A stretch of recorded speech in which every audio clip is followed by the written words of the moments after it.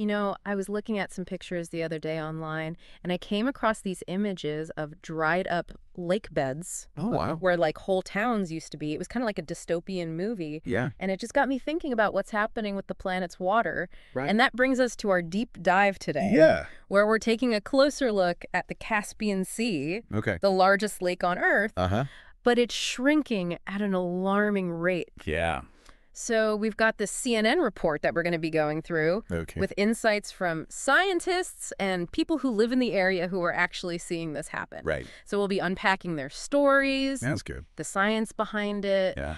the global implications. Mm-hmm. It's going to be a good one. Interesting. It's a bit of a mystery. And a mystery it is. Because most people don't even realize the Caspian Sea is a lake. It's actually a lake, yeah. Not a sea. Right. It's so vast. Yeah. It's roughly the size of Montana Wow. that it's earned that sea title. Yeah. But it's completely landlocked. Right. Surrounded by 5 countries. Right.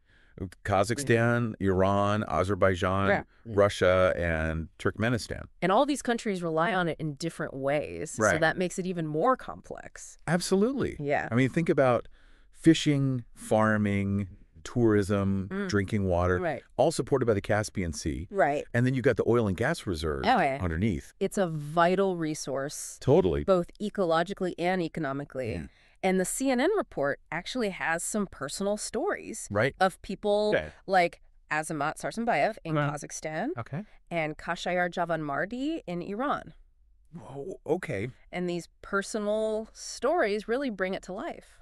I think that's such a good point. Yeah. Because it can seem like a far-off issue for some people. Absolutely. Their experiences are incredible. Yeah. I mean, Azamat, for example, Yeah. has this Instagram project Oh, wow. where he documents the shrinking shoreline. You can actually see the water receding year after year. That's amazing. And Kashayar's photography is really about the emotional toll of this crisis on the people who depend on the sea Right. for their livelihoods. Yeah, their work is really important. Yeah. Because it reminds us that it's not just like data or Right. projections. It's real people Yeah, real people. whose lives are being affected by this. Exactly. But let's get into the science for a minute. Okay. Why is the Caspian Sea shrinking? Well, it comes down to a balance Okay. between water flowing in from rivers and rainfall Uh-huh. and water evaporating out. Right. Think of it like a giant bathtub. Okay. You got the faucet adding water and the drain letting it out. Right. But climate Yep, I'm change here. is like cranking up the heat, Okay. making the water evaporate faster, Wow. and then sometimes changing the rainfall patterns. Oh, so it's messing with the faucet. Exactly. It's messing with the faucet. So climate change is like pulling the plug Yeah, faster than we can fill it up. exactly. And this sounds familiar. Haven't we seen this before? We have Somewhere.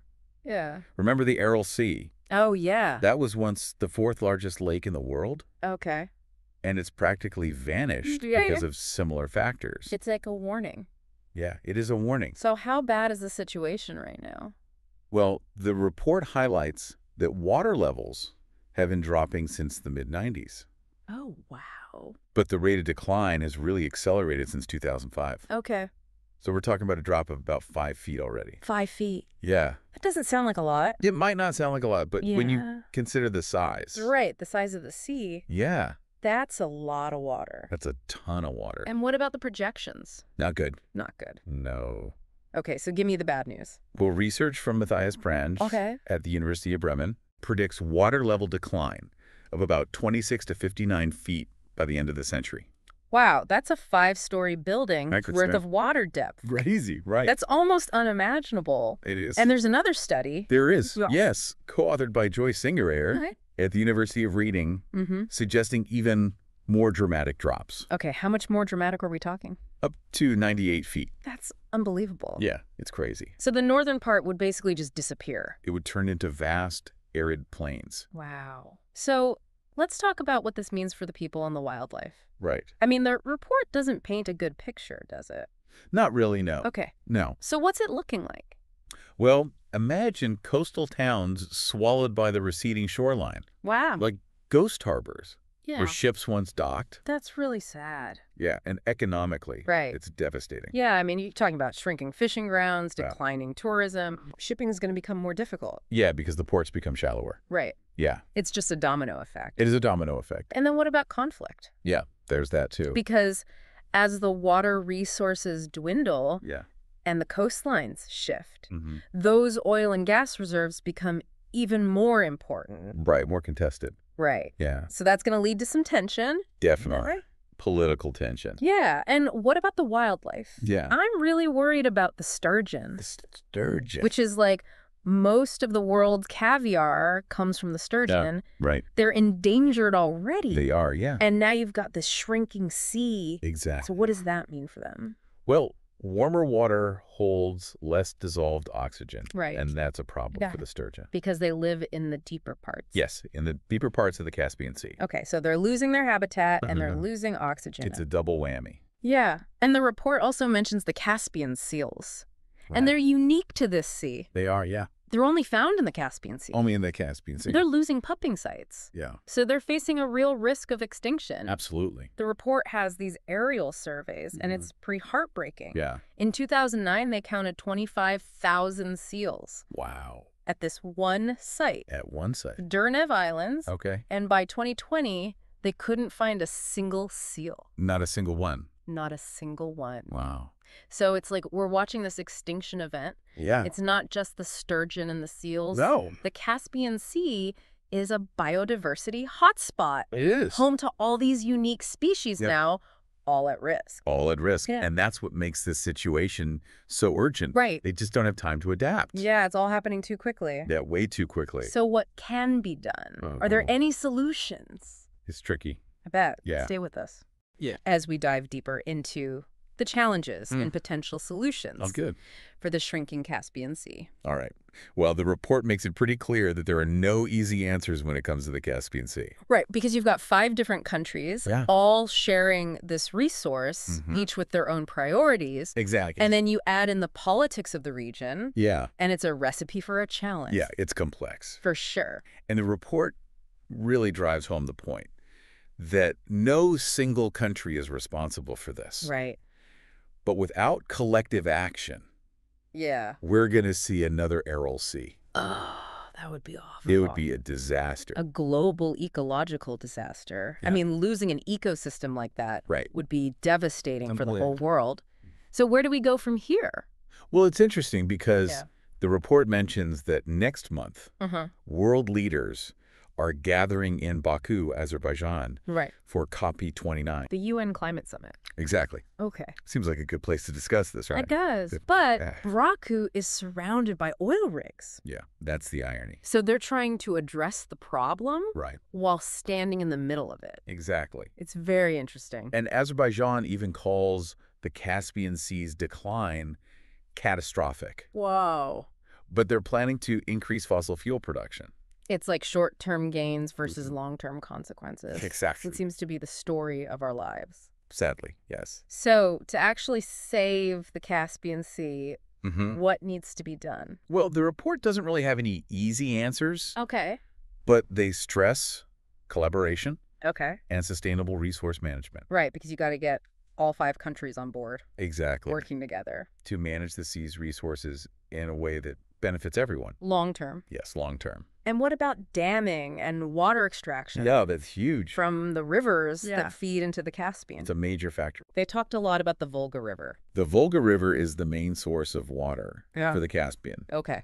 And Russia's dam construction has really messed with the flow. Right. So finding a way to ensure a natural and sustainable flow of water into the Caspian is critical. So how do you even begin to address that? It's not easy, that's for sure. I bet.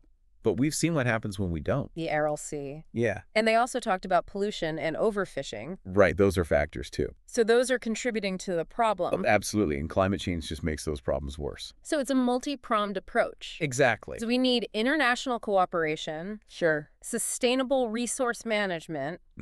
And a global commitment to climate change. It's a tall order. That's putting it lightly. But the Caspian Sea is a microcosm of the challenges we face globally. Right. It shows us how connected our ecosystems are. Yeah. How much we impact the natural world, and how urgent it is to address climate change. Yeah, it's like a wake-up call. It is a wake-up call. All of this. And this brings us back to Azamat and Kashayr. Oh, right, from the report. Yeah. Their work is so powerful. It is. Because it really shows the human impact. Yeah, their stories and their art give us a different perspective. Yeah, it makes it real. We're not just talking about numbers. Right. We're talking about people's lives. Exactly. People's lives and livelihoods. And their culture. And a culture that's disappearing. Yeah. And their culture. Yeah, it's really about saving the lives and cultures that are tied to this sea. Yeah, it's not just about saving a sea. Exactly. It's about saving everything that comes with it. Right, and I think their work is also a call to action. Yeah. You know, even with all these predictions and political obstacles, there's still hope. Because awareness is the first step, right? Absolutely. If we recognize the problem and understand how complex it is, then we can start to find solutions. So as we wrap up this deep dive, yeah, why should people care about this? That's a good question. Yeah, what's the takeaway for our listeners? I think the Caspian Sea story is a perfect example of the environmental challenges we're facing everywhere. Right. It shows us how connected everything is. Yeah. How much we impact the planet and how urgent it is to address climate change. Yeah, it's, like you said before, a wake-up call. It is a wake-up call. For everyone. For all of us, yeah. It's a reminder that we're all connected. Yeah, this delicate web of life. And our actions have consequences. Absolutely, no matter how small they seem. Right. So what can we do? Well, we can support organizations that are trying to protect these ecosystems. We can advocate for policies that prioritize sustainability and make choices in our own lives to reduce our environmental footprint. Right. So it's not just about being an observer. No, we're not passive. We can actually do something. We can shake the narrative. I like that. And there's a great quote from the report. Okay. Kashayir Javanmardi says, "This is the biggest lake in the world. All people should consider it as something important." It's simple but powerful. Yeah, it really is. It's like a reminder that we're all in this together. We all have a responsibility. To protect this. To protect it, yeah. So to wrap up, we encourage everyone to check out the work of Azamat and Kashayir. Their work is amazing. It's beautiful and it's important. It really is. So let their work inspire you to learn more about this. To get involved and to take action. Because it's not too late. Right. We can still make a difference. We can.